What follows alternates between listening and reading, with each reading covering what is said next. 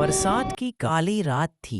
बिजली की गड़गड़ाहट और लगातार बरसते पानी की आवाज जैसे पूरे कस्बे को डरा रही थी। गांव के बीचों बीच एक प्राचीन हवेली खड़ी थी, राय हवेली। कहा जाता था कि उस हवेली में कभी एक अजीबोगरीब परिवार रहा करता था जो साधारण इंसानों जैसा बिल्कुल नहीं था। लोग कहते थे जब भी बारिश की रात आती है, हवेली के भीतर से हंसी, रोने और चीखने की अजीब आवाजें सुनाई देती हैं। चार दोस्त आरव, सीमा, कबीर और निहारिका बारिश से बचने के लिए पास की झोपड़ी में रुके हुए थे। तभी कबीर ने कहा, अरे वो सामने वाली हवेली देख रहे हो? कहते हैं वहां राय परिवार के प्रेत आज भी रहते हैं। निहारिका ने हंसते हुए जवाब दिया, भूत प्रेत जैसी कोई चीज नहीं होती, चलो जाकर देखते हैं। सीमा ने मना किया, लेकिन बारिश इतनी तेज थी कि और कहीं छिपने की जगह नहीं मिली।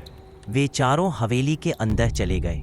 जैसे ही उन्होंने भारी दरवाजा खोला, कर्कश आवाज के साथ दरवाजा खुला और ठंडी हवा ने उन्हें कंपा दिया। भीतर अंधेरा था, लेकिन बीच बीच में बिजली चमकती और टूटी-टूटी दीवारों पर टंगी पुरानी तस्वीरें जीवित लगने लगती। सीमा ने डरते हुए कहा, ये जगह मुझे बिल्कुल अच्छी नहीं लग रही। तभी अचानक ऊपर से पियानो की आवाज आई। धीरे धीरे बजती एक धुन जो किसी बच्चे के लोरी जैसी लग रही थी, लेकिन उस घर में कोई नहीं था। वे लोग धीरे धीरे ऊपर बढ़े। अचानक पियानो अपने आप बजना बंद हो गया। तभी उनके सामने एक बूढ़ा आदमी खड़ा दिखा, लंबा सफेद बाल और आंखों में अजीब चमक। वो बोला, तुम लोग यहाँ क्यों आए हो? यह हवेली जीवित लोगों के लिए नहीं है। आरव ने हिम्मत दिखाते हुए पूछा, आप कौन हैं? बूढ़ा मुस्कुराया, मैं राय परिवार का मुखिया हूँ और मेरा परिवार तुम्हारे इंतजार में है। बोलते ही दीवारों से परछाइयां निकलने लगी। एक औरत लंबी चोटी के साथ, एक लड़का जिसके हाथ में टूपी गुड़िया थी और एक औरत जिसका चेहरा आधा जला हुआ था। चारों दोस्तों ने भागने की कोशिश की, लेकिन हवेली का दरवाजा अपने आप बंद हो गया। बाहर बारिश और तेज हो चुकी थी।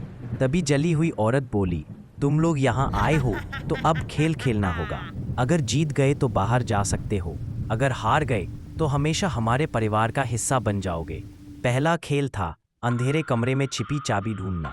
कमरा पूरी तरह अंधेरा था और अचानक अंदर दर्जनों आवाजें गूंजने लगीं, हंसी, रोना और बच्चों के चीखने की आवाजें।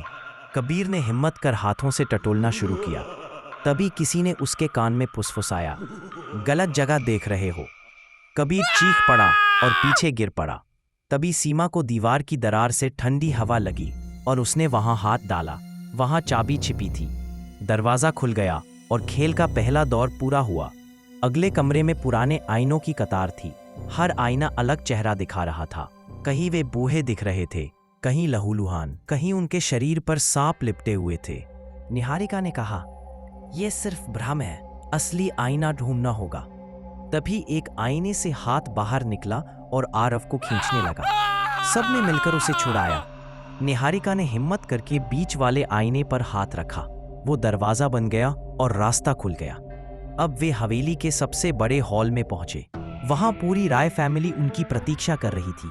बूढ़ा बोला, तुम लोगों ने खेल जीत लिया, लेकिन जाने से पहले सच जान लो, हम कोई साधारण आत्माएं नहीं हैं। हम उन इंसानों की आत्माएं हैं जिन्होंने हवेली में मौत से बचने के लिए शैतान से सौदा किया था। अब हम न जिंदा हैं न मरे हुए, और जब तक बारिश होती है हम यहाँ कैद रहते हैं। सीमा रोते हुए बोली, कृपया हमें जाने दो। बूढ़ा हंसा और बोला, जाओ, लेकिन याद रखना अगली बरसात में यह हवेली तुम्हें फिर बुलाएगी। दरवाजा अचानक अपने आप खुल गया और बाहर का तूफान थम गया। चारों दोस्त डर से कांपते हुए बाहर निकल आए, लेकिन जैसे ही उन्होंने पीछे मुड़कर देखा, हवेली गायब थी। वहां सिर्फ खाली मैदान था।